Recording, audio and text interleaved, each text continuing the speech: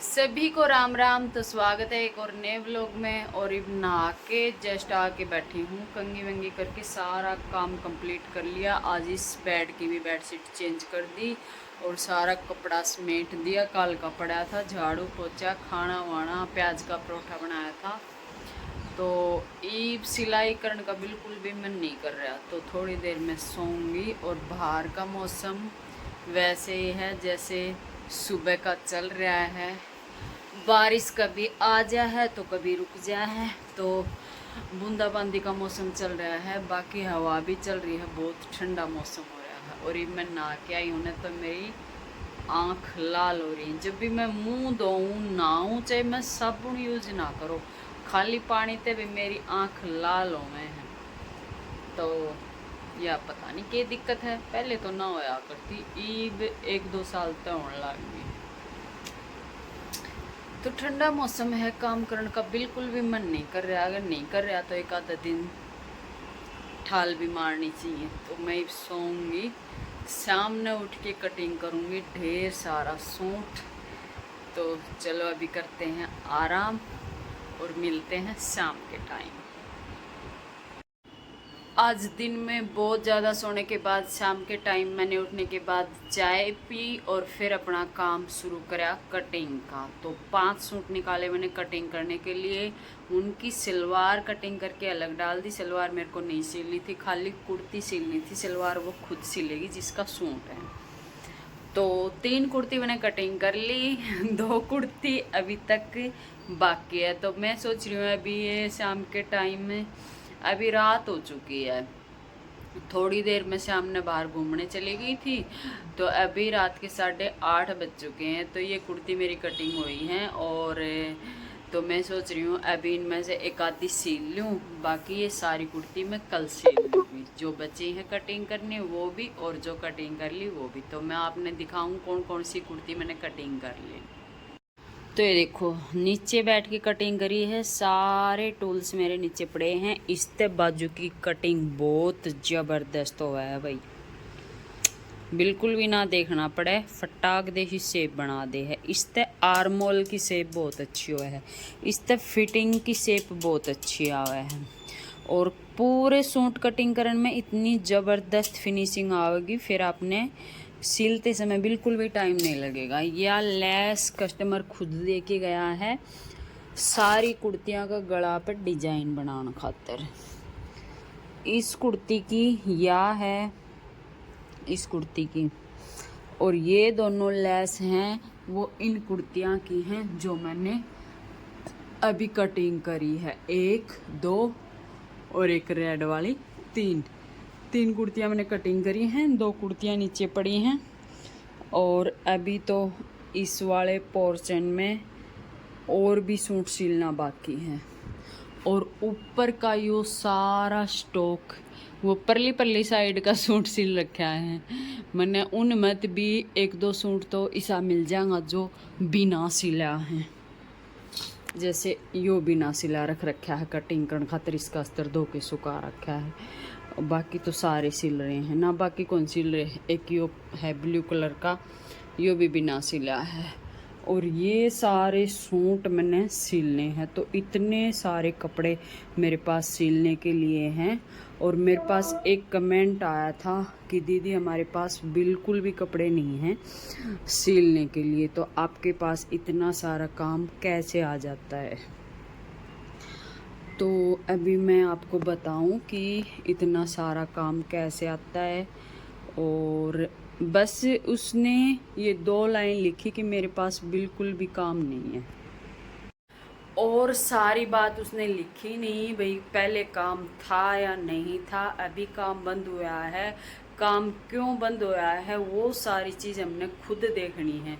खुद हमने नोट करना है कि हमारा काम किस वजह से बंद हुआ है। अपने व्यवहार के कारण या कुछ ऐसी कमी रह गई हो सूट स्टिचिंग करने में, भाई अच्छी फिनिशिंग ना आई हो, या फिर डिज़ाइन के हिसाब से ना बनाया हो। क्योंकि फैशन भी तो आजकल इतना चल रहा है, फैशन के हिसाब से हमने चलना पड़े है। फैशन के साथ साथ हर चीज़ डिज़ाइन करनी सीखनी पड़े है। तो आजकल इंटरनेट की सहायता से हम बहुत सारी चीज़ सीख सका हाँ यूट्यूब पे। कोई भी चीज़ मान लो ट्रेंड में चल रही है, उसकी नॉलेज हमने होनी चाहिए कि आजकल फैशन में क्या चल रहा है, कौन सी ड्रेस बन रही है। अगर वो सारी चीज़ें हमें आ गई ना तो हमारा काम कोई भी नहीं रोक सकता। तो अब वो सारी चीज़ तो आपको देखनी पड़ेगी कि आप मैंने कित की गलती करी है। क्योंकि जब अपने पास कोई भी ग्राहक आवा है, कस्टमर आवा है, किसी ने कुर्ती पहन के देखी तो वो आप इन्हें इसकी कमी बताओगा कि इसमें क्या कमी है। अगर वो कमी नहीं बताओगा तो हमने कैसे पता चलेगा कि इस सूट में यह कमी है, कम इसने आगे तो सुधारा इस कमी ने और यह कमी दोबारा ना आवे। तो अगर कोई अपना काम में कमी निकाला है ना, उसमें भी आप इन कुछ न कुछ सीखने मिले है उन कमियाँ से। और वो कमी जितनी निकलेगी ना उतना ही हम अच्छा सीखने की कोशिश करेंगे। क्योंकि कोई अगर अपने काम में कमी नहीं निकलेगा ना तो आप ही अपने परफेक्ट समझने लग जाएगा कि हमने तो सब कुछ आ गए हैं। तो कमी निकालना भी बहुत ज़रूरी है। उससे दुखी मत होया करो, उससे कुछ न कुछ सीखा करो। क्या कमी आई है तो हम इसमें कोशिश करें आगे तो यह कमी ना आवे। तो कमी निकालनी भी बहुत ज़रूरी है। तो मैं यही कहूँगी उस बहन से कि आपने खुद ऐसा कुछ देखना पड़ेगा। वो कमी अपने अंदर ही हुआ है कि हमने कहाँ गलती करी है, कित गड़बड़ हुई है जो कि हमारे ग्राहक नहीं आ रहे, कस्टमर नहीं आ रहे।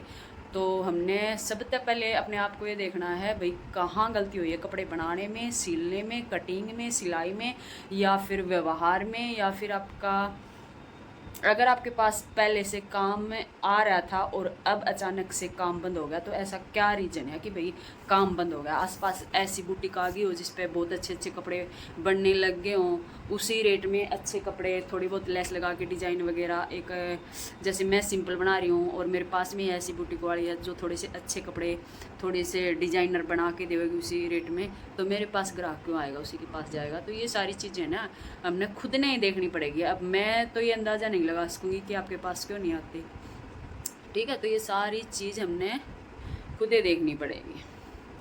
तो अभी मेरा कटिंग हो चुका है, फ़ोन की बैटरी डेड हो चुकी है, मैं फ़ोन को लगा देती हूँ चार्ज में।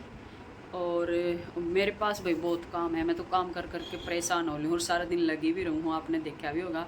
और पता है कारीगर का ऐसा है, कारीगर लगा लें, हाँ कई बार कारीगर मिल जाए है टाइम तक काम करते हैं, कई बार कारीगर ना मिले किसी और का काम लेने लग जाए है तो वो टाइम पे बना के नहीं देवे तो ज़्यादा बर्डन हो जाए है। जब कारीगर टाइम पे बना के देता रहे ना और कटिंग कर करके टाइम पे देती रहूँ तो ये फिर भी है ना, ऐसा तो कदे भी नहीं होया कि भाई सिलन खातर कुछ सूट बचे हैं या कुछ कम हैं, हमेशा इतने ही पड़े रहे हैं। मैं ऊपर आपने दिखाए हैं इतने ज़्यादा और नीचे तो अभी यो स्टॉक है ना, इसमें तो और पड़े हैं। महीना डेढ़ महीना लग जाए है सूट देते मैंने खुद ने शर्मान लग जाए है जब आप देते हैं क्योंकि मेरे तो बने ना पाऊँ, मैं कितने बनाऊँ सारा दिन। एक लेडीज ने घर के काम, बाहर भीतर के काम, फिर सिलाई के काम में, घर में भी कितने काम हो जाए भाई, खाना बनाना, बर्तन, झाड़ू पोछा, सारा काम मैं खुदे करूँ हूँ।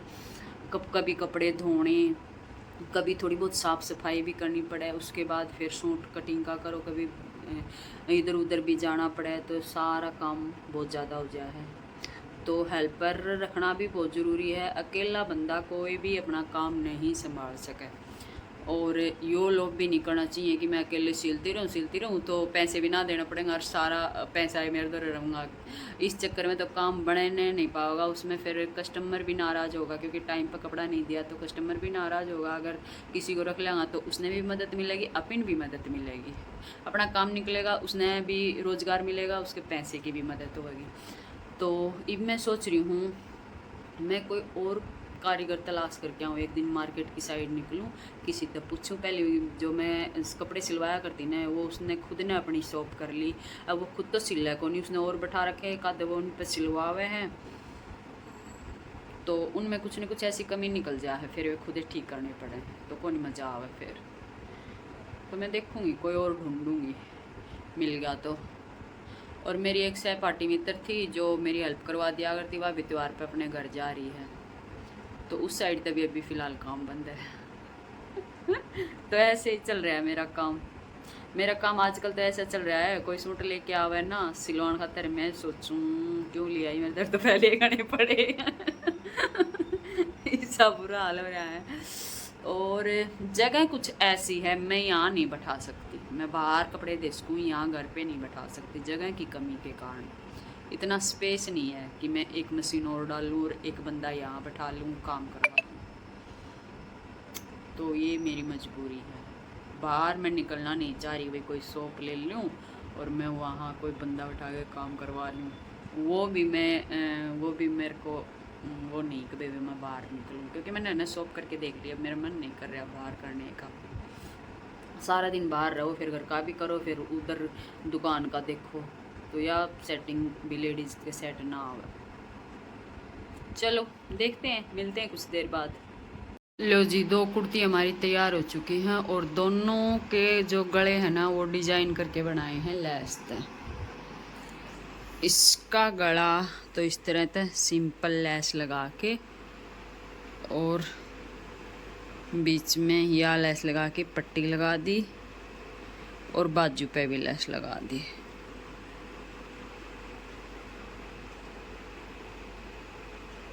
ठीक है, उसके बाद इस सूट में या लेस लगाई है और इसका गला कुछ इस प्रकार।